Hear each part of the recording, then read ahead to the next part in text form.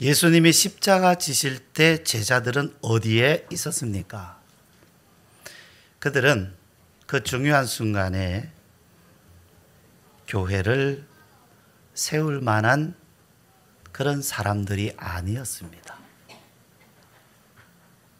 가장 중요한 순간에 그 자리에 있어야 하는 거 아닙니까? 근데 그 자리에 있었던 사람은 요한, 예수님이 특별히 사랑하신 제자 요한 한 사람뿐이었습니다. 나머지 제자들은 다 어디에 갔습니까? 예수님, 주님의 나라에서 오른편 왼편 자리 내게 주십시오. 또 나는 죽는 데까지 주님 따라가겠습니다 하던 이러한 제자들 어디에 갔습니까? 그들은 실패했습니다. 그들은 뒤로 물러섰습니다. 예수님께서 부활하신 것을 그들은 보았음에도 불구하고 다시 그물과 배를 잡고 들고 바닷가, 디베랴 바닷가로 돌아갔습니다. 주님이 그들을 다시 찾아가셔서 그들을 다시 부르시고 또 다시 만나 주신 것이 아니라고 하면 그것이 그들의 인생에서 끝입니다. 더 이상 제자로서의 삶은 그 다음 페이지 없습니다. 그런데 하나님의 일은 거기서 끝나지 않았습니다. 사람의 일은 거기서 끝났는데 하나님의 일은 거기서 끝나지 않았습니다. 예수님은 흩어진 제자들 엠마오로 내려가고 디베랴 바닷가로 가는 한 사람 한 사람을 다시 찾아가셔서 만나시고 그들을 다시 부르셨습니다. 그래서 그들이 다시 모였습니다. 마가의 집 2층, 우리가 흔히 아는 다락방이지만 사실 다락방이라기보다는 연회장이라고 말하는 것이 맞을 것입니다. 거기에 모여서 그들이 마지막 남은 한 가지, 하나님의 약속, 성령을 기다려라, 그것 붙들고 이제 우리에게 다른 거 없습니다, 성령뿐입니다 하면서 그들은 간절히 구하며 기다렸습니다. 때는 77절, 유대인의 3대 절기 중 하나인 77절, 이 절기를 지키려고 전 세계 전 많은 곳에서 흩어졌던 유대인들이 예배하기 위하여 예루살렘으로 모였습니다. 자, 그렇게 많은 사람들이 예루살렘에 모여 있는 바로 그때에 이 예수님의 제자와 제자들과 예수님을 따르던 사람들 120명은 그 절기를 지키는 것보다 성령을 기다리는 것이 더 중요했습니다. 그들은 마음을 집중해서, 온 마음 집중해서 성령을 기다렸습니다. 그리고 드디어 오순절 날이 이르렀습니다. 급하고 강한 바람 같은 소리가 있고 그들이 앉은 온 집에 가득했습니다. 마치 불의 혀처럼 갈라지는 것들이 보였고 그들은 성령의 충만함을 입고 방언으로 말하기를 시작했습니다. 예수님이 말씀하신 성령이, 과연 성령이 실제로 그들 위에 임한 것입니다. 제자들은 달라졌습니다. 이전에는 두려워하고 무서워하고 자신의 문제 해결하지 못해서 흩어졌던 그 제자들이 이제는 담대하게 예수 그리스도를 증언하기 시작한 것입니다. 예루살렘의 절기를 지키기 위해서 모였던 사람들 사이에 소동이 일어났습니다. 제자들이 방언으로 말하는 것을 신기하게 여기면서 한편으로 그들은 크게 당황했습니다. 그 사람들 앞에 베드로가, 이전에 그 여종 앞에서 나는 저분이 누군지 모른다 하고 부인했던 베드로가 그 수많은 사람들 앞에 서서 설교를 했습니다. 여러분, 지금 여러분이 보고 있는 이 모습은 결코 이상한 것이 아닙니다.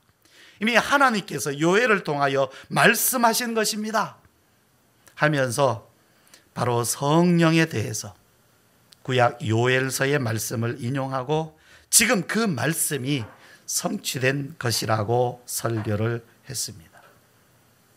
바로 그 말씀, 베드로가 인용했던 요엘서 말씀이 지금 우리가 방금 읽은 이 말씀입니다.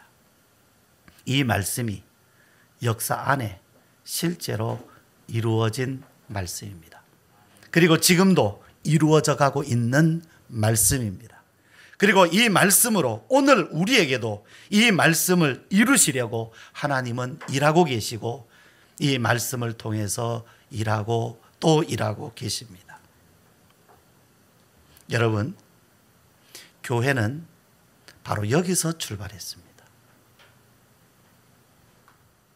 예수님 십자가 지실 때 흩어졌던 그 제자들, 교회를 세울 수 있었습니까? 엠마오로 내려가고 디베라로 가면서 그 사람들이 과연 교회를 세울 수 있었습니까? 없었습니다. 그러나 주님께서 그들을 다시 모으시고 그들에게 성령이 임할 때에 교회가 시작이 되었습니다. 여러분, 교회는 사람이 만든 것 아닙니다. 어떤 종교심 깊은 사람들이 모여서 우리 교회 한번 시작해보자, 그래서 시작된 것 아닙니다. 사람의 뜻으로 시작된 것 아닙니다. 하나님께서 한 사람 한 사람을 부르시고 그들을 구원하시고 성령을 그들에게 부어주셔서 교회가 세워졌습니다. 그렇습니다, 여러분. 교회의 본질은 바로 말씀과 성령에 있습니다. 교회의 본질은 성령에 있습니다. 교회가 교회다워지려면 교회 안에 성령님께서 교회를 세우시고 교회 안에서 성령님께서 자유롭게 역사하실 때에 교회는 교회다워집니다. 교회 안에 성령이 역사하셔야 합니다. 우리 안에서 성령이 역사하셔야 됩니다. 그래서 우리가 해야 될 일은 바로 이 성령이 오셔서 일하시도록 우리는 성령을 구해야 되고, 우리가 성령에 의해서 쓰임받기를 우리는 우리 자신을 드려야 되고, 성령의 일하심에 우리 자신을 순종해야 합니다. 순종해야 합니다. 교회는 사람의 계획이나 프로그램으로 되는 것이 아닙니다. 성령으로 말미암아 이루어집니다. 그런데요, 우리가 방금 읽은 이 말씀 앞에 23절에 이런 말씀이 있어요.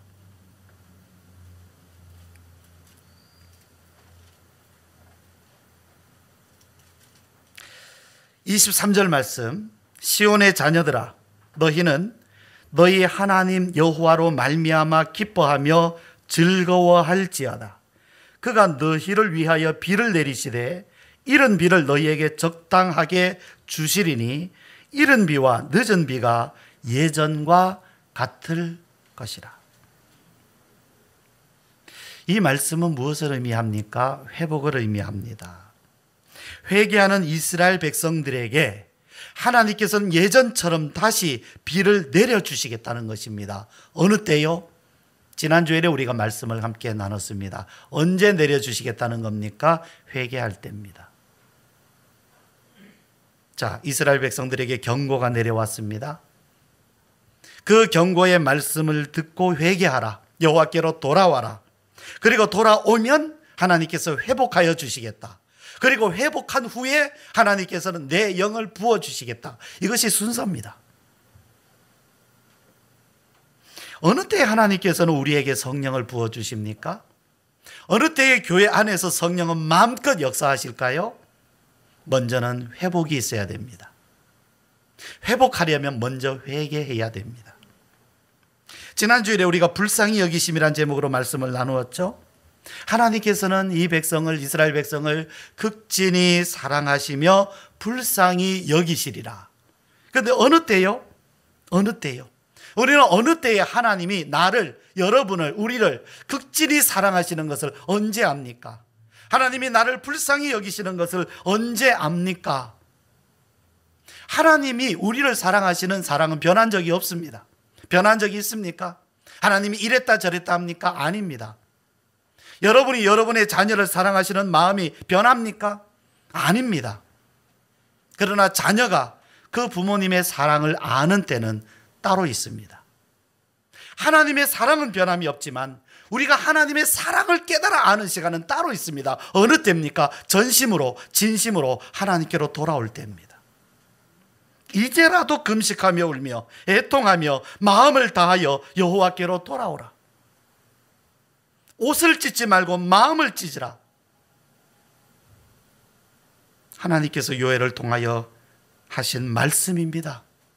오늘 우리에게 주시는 말씀입니다. 이 한국 교회에 주시는 말씀입니다. 교회를, 진정한 교회를 보기 원하는 우리들에게 주시는 말씀입니다. 너희는 진심으로 내게로 돌아와라. 여러분, 진정한 회개의 결과는 회복입니다. 회복.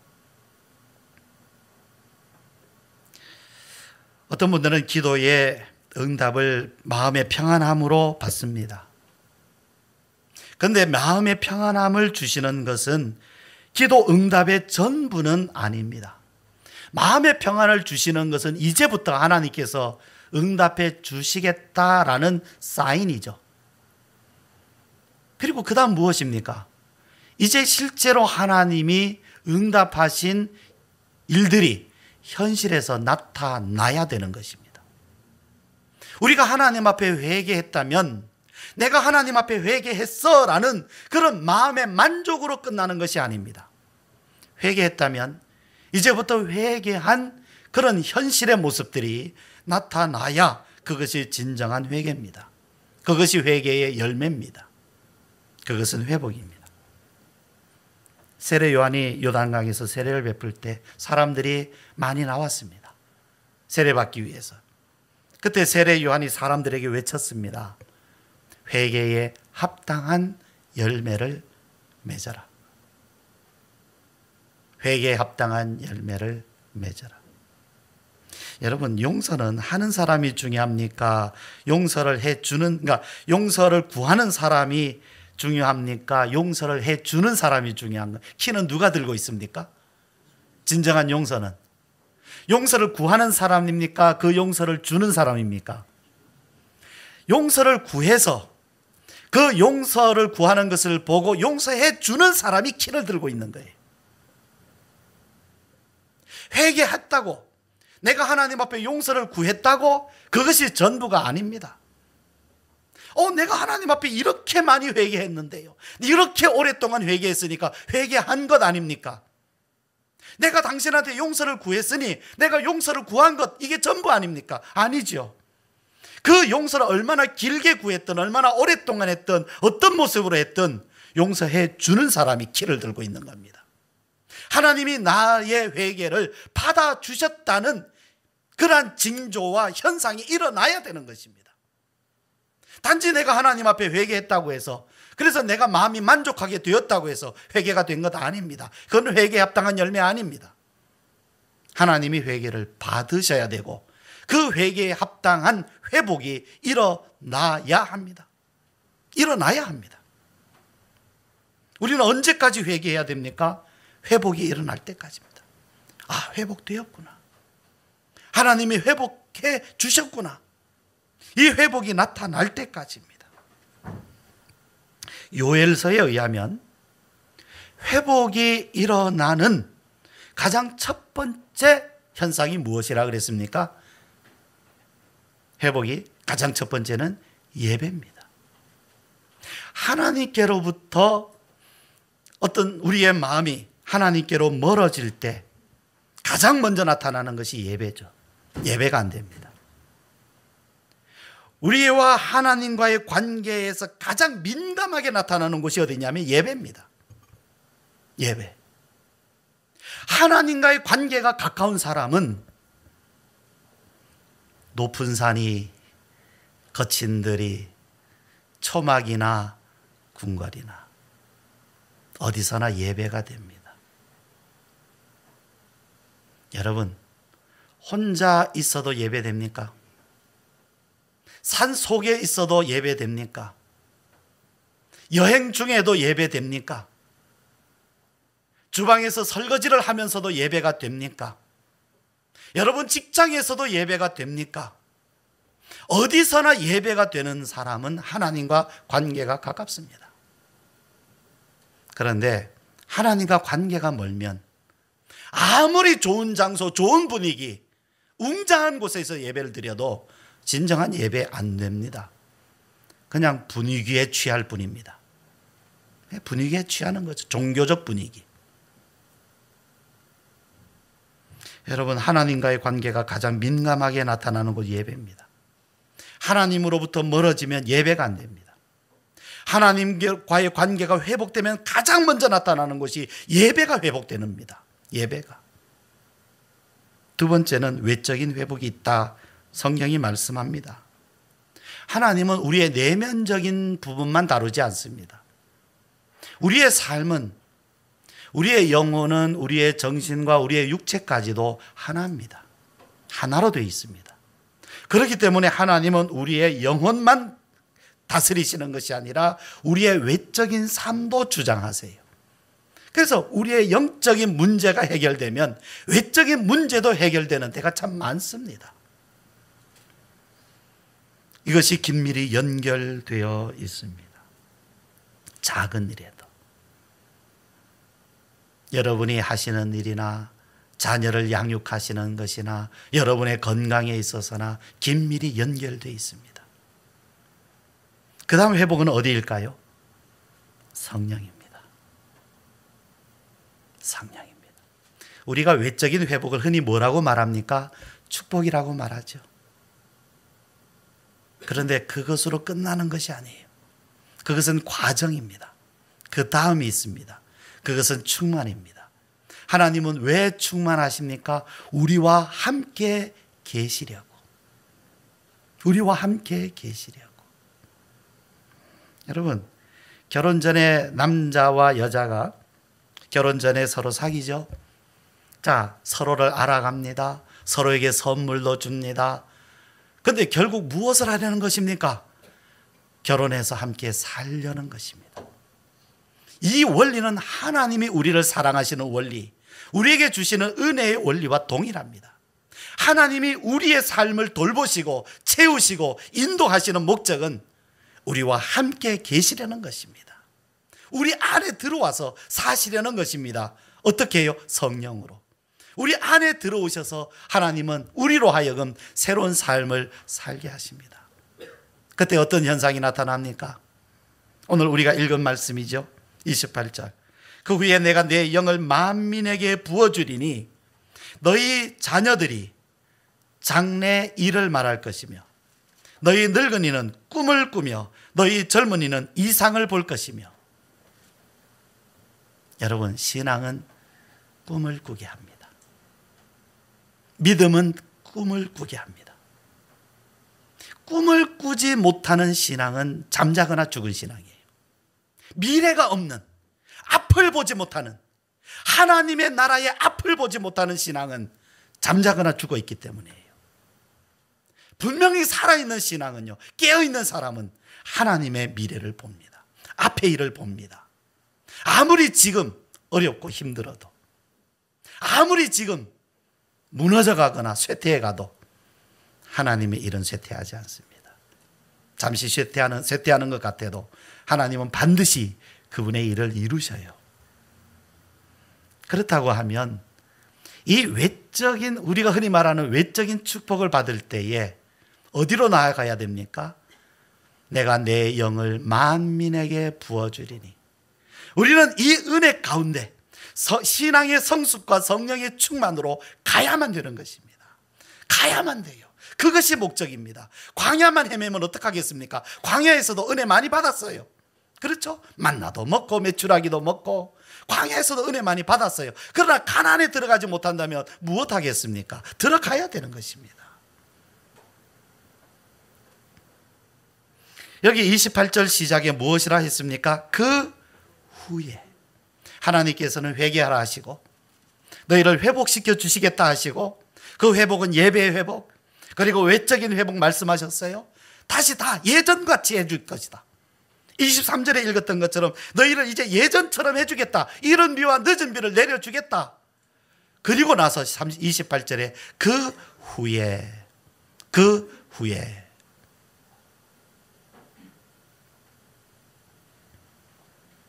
그런데 여러분, 한국 교회가 회복해야 할 기점은 어딜까요? 그렇다면 한국 교회가 지금 이 현 주소에서 회복해야 할 기점은 어딜까요? 흔히 1907년 대부흥운동을 회복해야 할 그러한 기점으로 많이들 생각하고 이야기하죠. 그때처럼 됐으면 좋겠다. 그때처럼 평양에서, 원살에서, 그때로부터 우리 한국교회는 어마어마한 부흥이 일어났습니다. 신앙의 부흥이요. 여러분 앞에 한번 도표를 보시겠습니까? 글씨가 좀 작나요? 1907년도에 대부흥운동이 일어났습니다. 그런데 그때가 어느 때입니까? 1905년이 무슨 해인지 아시죠? 을사보호조약, 공식적 명칭은 한일협상조약입니다. 일본이 러일 전쟁에서 승리하고 미국으로부터 조선을 통치하겠다, 지배하겠다, 지배도 좋다는 허락받고, 러시아 전쟁에서 이긴 후에 러시아로부터 승인받고, 영국으로부터 승인받고, 그래서 강제로 조약을 맺어서, 조선과 조약을 맺어서 이제부터 일본이 한국에 간섭하겠다라는 것이 1905년이었습니다. 그리고 1907년 대부흥운동이 있었고요. 1910년에 바로 한일 합병조약, 잘 아시죠? 총리 대신이었던 이화용 불러다가 도장 찍었습니다. 이때로부터 한국에다 조선 총독부를 세우고 실제적인 지배를 시작했습니다. 바로 이 두 사건, 우리 한국이 일본에 의해서 국권을 잃어버린, 나라를 잃어버린 바로 그 사건, 그 사이에 대부흥운동이 있었습니다. 이때 우리나라 사람들의 마음이 어땠을까요? 교회 나와서 기도했던 성도들의 마음이 어땠을까요? 나라야 어떻게 되든 우리는 은혜만 받자 그랬을 것 같습니까? 아니에요. 정말로 피의 눈물을 흘리면서 하나님 앞에 기도했습니다. 하나님, 이 나라, 이 백성 불쌍히 여겨 주십시오. 비록 나라를 잃었지만 하나님께서는 이 나라 백성들에게 성령과 교회의 부흥이라고 하는 가장 귀한 선물 주셨어요. 한국 교회는 여기서부터 시작된 것이라 해도 과언이 아닙니다. 선교사가 이야기했어요. 한국 교회는 비로소 교회가 되었다. 그전에는 미미했어요. 선교사들이 들어와서 교회의 활동이라고 하는 것이 미미했어요. 그런데 1907년부터 교회는 실제적으로 부흥하고 세워지고 조직되었고 활동하고, 그때는 이 나라가 가장 암울했던 때입니다. 자, 여러분, 이때로 회복하기를 원합니까? 이 시대로 회복하기를 여러분 원하십니까? 신앙이 회복된다면 뭐는? 만약에 신앙의 회복을 원한다면 그 시대는 굉장히 어려웠던 때였어요. 역사적으로는 회복하고 싶지 않은 때였습니다. 다음 화면 한번 보실까요? 좀 잘 안 보이네요. 통계청 그래프입니다. 1970년부터 2017년까지 우리나라 GDI, 1인당 국민 총소득을, GNI죠. GDI라 그럽니까? 그것을 우리가 흔히 말하는 1인당 연간 소득 말이죠. 그것을 그래프로 나타낸 것입니다. 보세요. 지금 우리가 3만 불이 넘었다 그러잖아요. 1970년에 보니까 1000불도 안 돼요. 그래서 새마을 운동하면서 여러분 기억하십니까? 1000불 소득 100억 수출. 기억나십니까? 1000불이 1년에 1000달러가 안 됐어요. 그래서 우리도 한번 1년 소득 1000불 돼보자 한 것이 1970년대 초반이었어요. 그런데 보십시오. 어마어마하게 경제가 성장하지 않았습니까? 이 그림을 보면 하나님께서는 우리에게 신앙뿐 아니라 영적 부흥뿐 아니라 이제 해방 후에 우리나라에 정말 귀한 외적인 성장도 선물로 주신 것입니다. 정말로 한국이 특별한 하나님의 은혜를 입었다라는 말이 틀린 말이 아닙니다. 뿐만 아니라 이 시기에 교회도 엄청나게 성장했습니다. 많은 곳에, 전 세계에서 가장 큰 교회가 한국 땅에 세워졌습니다. 그렇다면 여러분, 이 시점부터 교회가 나가야 할 길은 어디였을까요? 이렇게 경제가 성장해지는 바로 이러한 때에 교회가 가야 할 방향은 어디였을까요? 어디로 가야 했을까요? 여기 성경 말씀에 그 후에라고 말씀하는 바로 이 시점의 말입니다. 이 시점부터 교회는 성숙과 충만으로 가야 되지 않았습니까? 그런데 한국 교회는 어디로 갔습니까? 다음 그래프 한번 보실까요? 이것은 여러분, 우리 한국의 그 종교 인구를 조사한 그래프인데요. 보니까 통계청에는 1995년과 2005년 그리고 2015년 3번 했더라고요. 그전 자료가 없더라고요. 그래서 여기는 이미 한국 교회가 이미 성장할 만큼 성장한 후에 그러한 그래프고, 여러분도 아시는 바와 같이 2015년 조사를 해보니까 1995년보다는 좀 늘었더라라는 거죠. 근데 이 그래프에 그렇게 동의하는 사람이 많지는 않았습니다. 왜냐하면 실제적으로 교회가 느끼는 것은 이 시기에 오히려 감소 추세였기 때문에 그렇죠. 다음 그래프 한번 보실까요? 아까 보신 그래프에다가 제가 교회의 어떤 그 시대별 변화를 제가 적어봤어요. 대략 1980년에서 1990년까지가 교회의 성장기라고 본다면 1990년부터 2000년대 오면서 정책이고 2010년 넘어오면서 교회는 쇠퇴기로 접어들기 시작했습니다. 실제로 지금 교회는 쇠퇴하고 있는 건 맞습니다. 물론 숫자의 쇠퇴입니다. 여러분 보세요. 하나님께서 축복하셔서 경제가 성장했다면, 떡반죽 그릇이 복을 받고 나가도 복을 받고 들어가도 복을 받고 복을 받았다면, 교회가 성장하고 더 성장할 때 어디로 가야 됩니까? 성장기 다음에 뭘로 가야 됩니까? 성숙기로 가야 됐습니다. 성장기 다음에 성숙기로 갔어야 되죠. 그 후에 내가 만민에게 내 영을 부어주리니 하는 대로 갔어야 되는 건 아닙니까? 소득 1만 불이 되면서 교회는 더 이상 성장하지 않았습니다. 교회가 정체되기 시작했습니다. 소득 1만 불이 되면서 2만 불이 넘으면서 교회는 쇠퇴하기 시작했습니다. 무엇을 얘기합니까? 먹고 사는데 만족했다는 얘기입니다. 먹고 살면서 이제는 하나님보다는 먹고 사는 게 즐거워진 거예요. 풍족해진 것입니다. 그때부터 하나님을 떠나기 시작했습니다. 이미 교회가 성장했으니까, 풍족해졌으니까 그것으로 만족하고 거기에서 자만하고 거기에서 교만하기 시작한 겁니다. 마음은 하나님으로부터 떠나기 시작했습니다. 여기서 다시 질문합니다. 한국 교회가 회복을 말하는데 회복해야 할 시점은 어디입니까? 어디로 가야 됩니까? 최근 한반도에 우리나라에 변화가 일어나고 있죠. 남북이 전쟁을 이제 종결하고 또 영구적인 평화를 여기에 정착시키자 서로 만나서 의논하고 있습니다. 물론 저나 여러분이나 앞으로 이 일이 어떻게 될지 잘 모릅니다. 아직은 확신할 수 없습니다. 잘 되길 바랍니다. 그러나 아직은 확신이 부족합니다. 그러나 전에 없던 일이 지금 일어나고 있는 것은 맞습니다.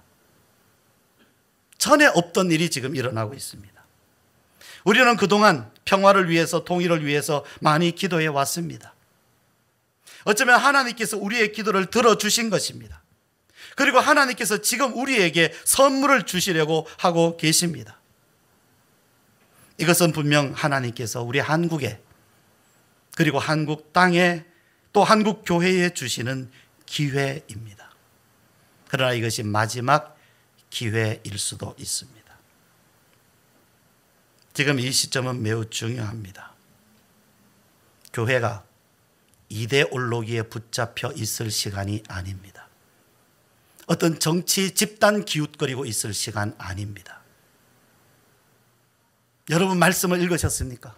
그리고 도표를 보셨습니까? 이제 교회가 회복해야 할 곳이 어디입니까? 어디로 가야 됩니까? 무엇을 해야 되겠습니까? 지금은 회개해야 할 때입니다. 지금부터 이제라도 금식하며 울며 애통하면서 옷을 찢지 말고 마음을 찢어야 할 때입니다. 평화든 통일이든 어떤 나라의 대표가 정상이 주진 않을 것입니다. 평화는 하나님께 속해 있습니다. 이 땅의 역사의 주권자는 하나님이십니다. 그렇다고 하면 이 역사를 우리가 들먹이면서 된다 안 된다 정치 논리에 움직일 것이 우리는 아니지 않습니까? 우리가 정치 논리를 따라갈 사람들은 아니지 않습니까? 그러나 우리는 하나님께로 돌아가야 됩니다. 지금이야말로 이 회복을 위해서 진심으로 전심을 다해서 옷을 찢지 말고 마음을 찢으면서 우리가 하나님께로 돌아가야 될 때입니다. 하나님께로 돌아가야 할 때입니다. 지금입니다. 어쩌면 이것이 한국 교회에 주시는 마지막 기회일 수도 있기 때문입니다. 기도하시겠습니다.